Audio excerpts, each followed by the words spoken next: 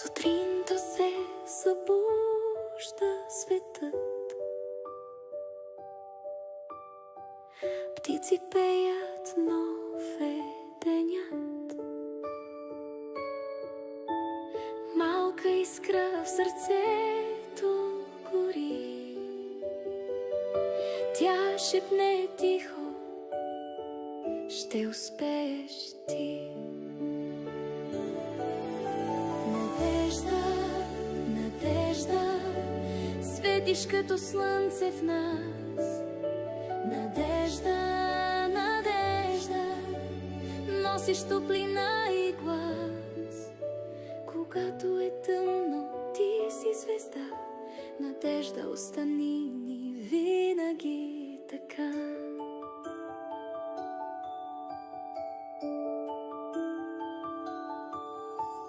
Вятърът носи песен далеч, детски смях звънти. Всеки паднал пак ще лети,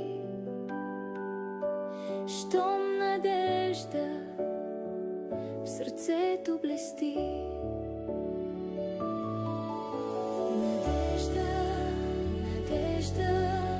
Светиш като слънце в нас. Надежда, надежда, носиш топлина и глас. Когато е тъмно, ти си звезда. Надежда, остани ни винаги така.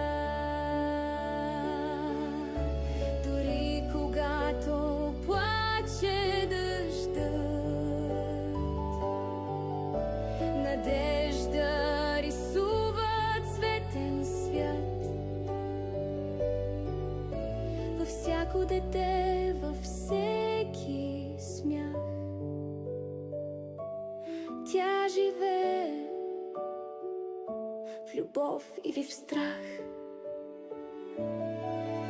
Надежда, надежда, светиш като слънце в нас.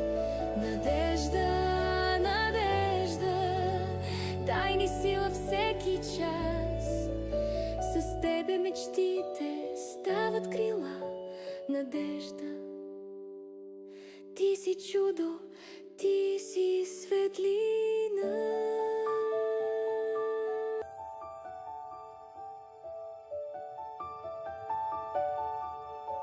Сутринта се събужда светът, птици пеят, нов е денят. Малка искра в сърцето гори, тя шепне тихо: ще успееш ти. Надежда, надежда, светиш като слънце в нас. Надежда, надежда, носиш топлина и глас. Когато е тъмно, ти си звезда. Надежда, остани ни винаги така.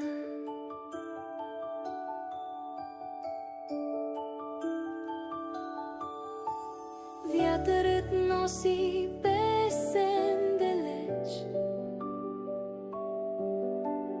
детски смях звънти.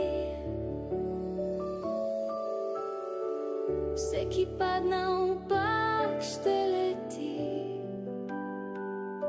щом надежда в сърцето блести.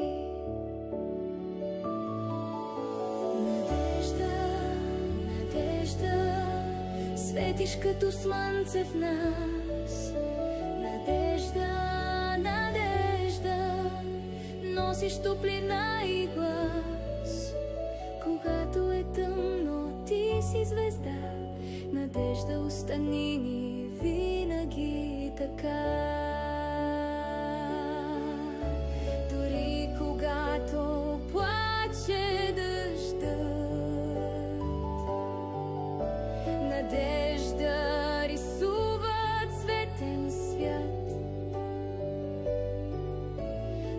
всяко дете във всеки смях. Благословен е нашия Бог сега и всякога и во веки веков. Амин. О Господи, яви се нам, благословен гради во имя Господне. Господи, яви се нам, благословен гради во имя Господне. О Господи, яви се нам, благословен гради во имя Господне. Богородице, прилежанице, притецем грешни и смирени, и припадем покаяние, освобожди изглобени души. Отце, помози да ни милосердно вършим, почти се погибаем от ночества прегрешени. Не прекрати Твоя рабищи, тя и едино надеждо имаме. Слава Отцу и Святому Духу. И нине и пресно и во веки веков. Амин. Не умолчим никогда, Богородице, сили Твоя глаголът ви недостойни, а ще Ти не би престоява моляващи, то би нас избавил от олеки век, то же би сохранил до нине свободни. Не отступи, младичице, от Тебе, Твоя раби спасаеш и пресно от всяких люди. И усподобити се нам, слышение Святаго Евангелия, Господа Бога моли. Господи, помилуй, Господи, помилуй, Господи, помилуй. Премудрост, прости, услышим Святаго Евангелия, мир се. И духови Твоему. От Иоанна Святаго Евангелия чтение. Слава Тебе, Господи, слава Тебе. Да внимаваме, в онова време възлезе Исус в Иерусалим. А в Иерусалим при овчи порти се намира капане, по-еврейски наричана Витезда, която има 5 притвора. В тях лежеше голямо множество болни, слепи, хроми и съкнали, които чакаха да се развижи водата, защото ангел Господен от време на време слизаше в капалните и развижваше водата. И който продлизаше след развижването на водата, оздравяваш от каквато болест и да бе налекнал. Слава Тебе, Господи, слава Тебе, с мир на Господа се помоли. Господи, помилуй. За тази детска градина и за служителите и за децата, които учат в нея, на Господа се помоли. Господи, помилуй. За да се освети тази вода, чрез силата действието и излизането на Светия Дух, на Господа се помоли. Господи, помилуй. За да влезе върху тая вода очистителното действие на свръхестествената Троица, на Господа се помоли. Господи, помилуй. За да бъде тая вода лечител за душите и телата и погълваща всяка спортовителна сила, на Господа се помоли. Господи, помилуй. Като остави за всички свети и пресветата, пречиста, преблагословена, славна водичка наша Богородица и Христо Дева Мария, нека сами себе си един други на живот на Христа Бога да отдаде. Тебе, Господи. Защото на Тебе подобава всяка слава, чест, поклонение на Отца и Сина и Светия Дух, сега и винаги во веки веков. Амин. На Господа да се помоли. Господи, помилуй, Боже великославни, който прави чудеса, види сега владикоправители си, които се молят и преди Светия Твой Дух, да освети тази вода и дай да приемащите Твоя раби, премахна на студената проща, твоите изцелени от болки и освобождени от всяко зло, а тъй също да твърдава на освещение това място, очистено от всяка спълнота и подлога и дялско коварство, защото е благословено и прославно, пречестното и великолепно име Твое, на Отца и Сина и Светия Дух, сега и винаги во веки веков. Амин. На Господа да се помоли.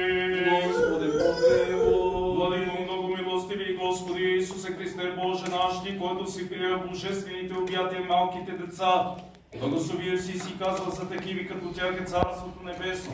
Моля да възложиш щедростта си, милващ и благославяща десница и върху тези деца, които се намират на това място и на влизат тук и ги запази от всякаква беда. Дай им светлина и разум да познаят Твоята истина, да възрастват в истинската спасителна православна вяра и благочестие. Направи сърцата им послушни и ги изпълни с любов към родители и близки. Запази чистотата и целомъдрието им, укрепи волята им, за да бъдат прилежни в занятия изпълнителни в своите задължения.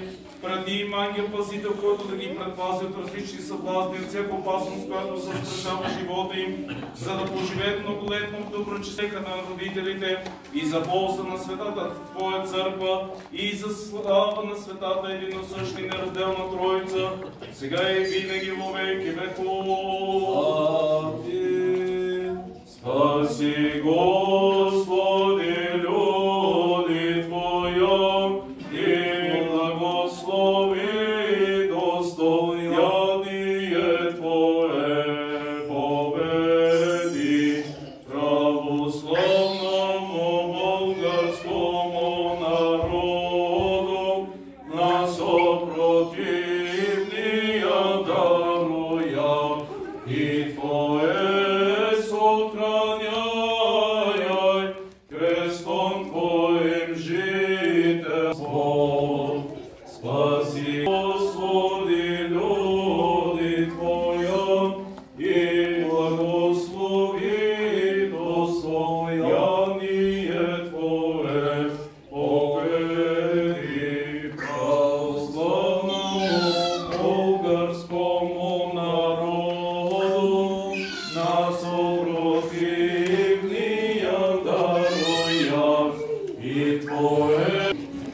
Нека Господ Бог да ви даде сили да изпълнявате своя свещен дълг, защото възпитанието, учението на нашите деца, това не е професия, това е призвание. И затова вие сте благословени да се докосвате до тези чисти, детски, прекрасни души. Пожелавам ви, госпожо Врачева, и на вашия екип, Господ Бог да ви дарува телесно здраве, духовни сили и винаги, когато се докосвате до човешката душа и най-вече до чистата, невинна детско сърце, то да ви зареждат, да изпитват удоволствие това, което правите, защото ние като родители посвещаваме своите деца на вас като преподаватели, но ние знаем, че вие не може да промените детето, а вие допълвате знанията, които идват от всяко едно семейство. Пожелавам ви Бог да бъде с вас, да пази най-вече вашето лично семейство и не на последно място това прекрасно, голямо семейство, което църквата ви го поверила, за да може и тези деца утре да станат достойни носители на Христовата блага любов.